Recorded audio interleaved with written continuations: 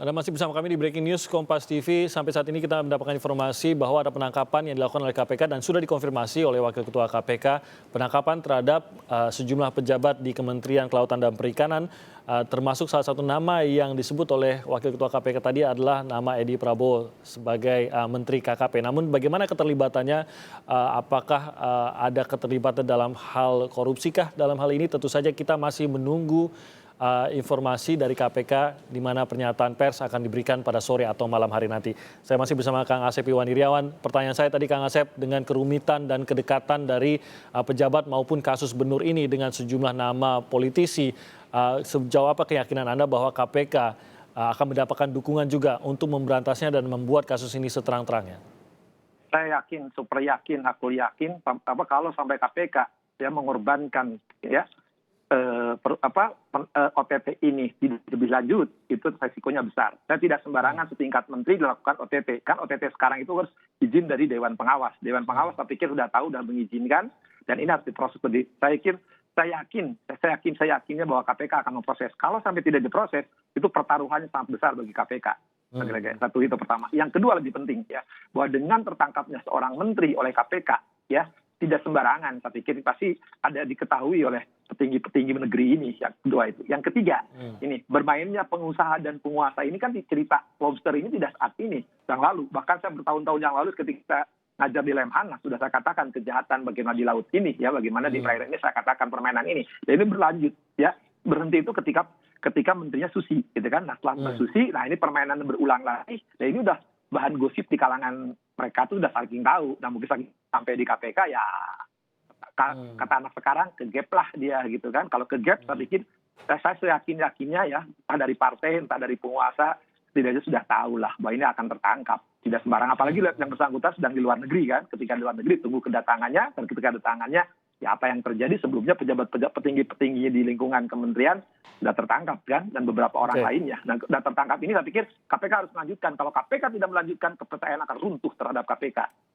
Oke, kalau kita lihat dari penangkapannya sendiri, Kang Asep, ini kan penangkapan dilakukan di Soekarno-Hatta pada setelah menjelang subuh lah tadi, masih sekitar pukul 1 lebih pagi setelah mendarat dari Amerika. Mungkinkah bahwa ini hanya pemeriksaan biasa saja, meminta keterangan dari menteri maupun pejabat KKP, atau dari forma penangkapannya saja yang dilakukan secara mendadak tiba-tiba dan seperti tidak memberi ruang, bahkan baru mendarat saja langsung ditangkap, mungkin tidak berbentuk OTT, mungkin saja, sekali lagi kita masih menunggu KPK, tapi dari bentuk penangkapannya apakah Anda melihat memang ada urgensi di sini yang melibatkan kelima pejabat tersebut? Sedikit aja berpikir logis. Sementara KPK kan nggak dianggap OTT, nggak ada. Nah sekarang yang tertangkap seorang menteri, ngapain juga subuh-subuh penyidik KPK di sana? Kan nggak sembarangan. Ketika itu kan harus ada izin, ya. Saya pikir ketika ada izin dari pihak-pihak, terutama Dewan Pengawas dan pimpinan Komisioner KPK, nggak sembarangan tujuannya. Ya saya kira udah jelas. Apalagi sebelumnya didahului ada penangkapan terhadap orang-orang sebelumnya di lingkungannya. Jadi ini adalah kelanjutan dari perbuatan yang diketahui mungkin sampai kepada yang bersangkutan. Jadi lagi di bandara itu tidak sembarangan penyidik datang, logikanya. Ngapain? Tingkat menteri loh, nggak boleh sembarangan loh. Kalau meminta keterangan akan jauh lebih sederhana begitu tahapannya, begitu ya, tidak. Ya, kalau KPK selama ini gini, Mas Tommy, Pak Demi, selama ini kan di KPK nggak ada klarifikasi, ya. Kalau nangkap ya udah jelas ada sesuatu, ada bukti permulaan yang cukup. Ya, didahului, apalagi sebelumnya ada penangkapan sebelumnya kan, artinya menjurus ke siapa, ada apa ini, jadi KPK sudah tahu, apalagi di KPK itu penyelidikan dan penyidikan sama, artinya apa, sudah ada tindak pidananya dan tersangkanya sudah nampak, ya, saya yakinnya. Jadi kalau nanti ceritanya seperti ada yang lulus sampai ada yang hilang, wah, sebenarnya kebayang rakyat marahnya. Ini bukan pandemi corona lagi, ini pandemi korupsi yang sudah sistematis. Tadi Kang Asep, Anda sempat menjelaskan bahwa Anda sendiri sempat menyebut dan pada saat Anda mengajar di Lemhanas mengenai kejahatan ataupun korupsi yang dilakukan di lautan. Salah satunya mengenai ekspor impor dari hasil laut seperti ini. Kalau kita bicara kasus Benur, mungkin Anda tentu saja lebih paham. Apakah ini termasuk kasus yang besar kalau kita bicara soal kasus-kasus korupsi di lautan? Bukan besar lagi, big bahasa Inggrisnya. Ageng kata bahasa Sundanya, lebih besar gitu. Nilainya besar. Makanya kan ditutup oleh menteri sebelumnya kebijakan ini menyangkut benih-benih ini kan membahayakan. Bagaimana permainan dengan Vietnam Nanti akan pasang status saya di Instagram saya beberapa tahun yang lalu ya, biar jelas semua. Ya, bahwa bagaimana permainan nilai uangnya, bagaimana menyangkut penguasa dulu dan pengusaha dan luar negeri bermain gitu ya, di bagaimana benih-benih yang seharusnya demi kebersinambungan sustainable itu, tapi kenapa dijual dan dengan nilai yang sangat murah dan di sana dengan yang sangat besar. Dan ini permainannya nilainya sangat besar, apalagi pungutan-pungutan yang diambil itu tidak hanya kecil, tapi besar sekali lagi. Dan ini saya kira yang ketika dulu terhenti di kementerian sebelumnya dan sekarang diulang, kebijakannya berubah tuh kan, peraturan menterinya dirubah, nah itulah mereka hidup kembali dan hidup lagi. Ternyata kita bersyukur pada Tuhan, puji Tuhan, alhamdulillah ya KPK bisa menerobos permainan ini. Dan saya berterima kasih, mungkin Tuhan membuka jalan untuk semua ini. Berarti kalau tadi Anda sebutkan banyak pihak yang terlibat juga, sejauh ini yang kita ketahui kan dari pejabat saja nih yang sejauh ini ditahan untuk juga dimintai keterangan dan dicari keterlibatannya. Tidak tertutup kemungkinan pengusaha-pengusaha adalah yang berikutnya yang akan kita lihat masuk ke radar KPK begitu, Kang Asep?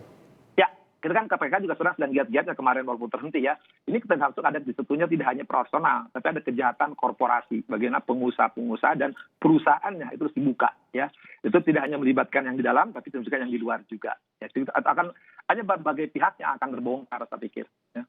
Dan saya pikir pejabat-pejabat di sana, saya kira mungkin sekarang lagi deg-degan semua itu.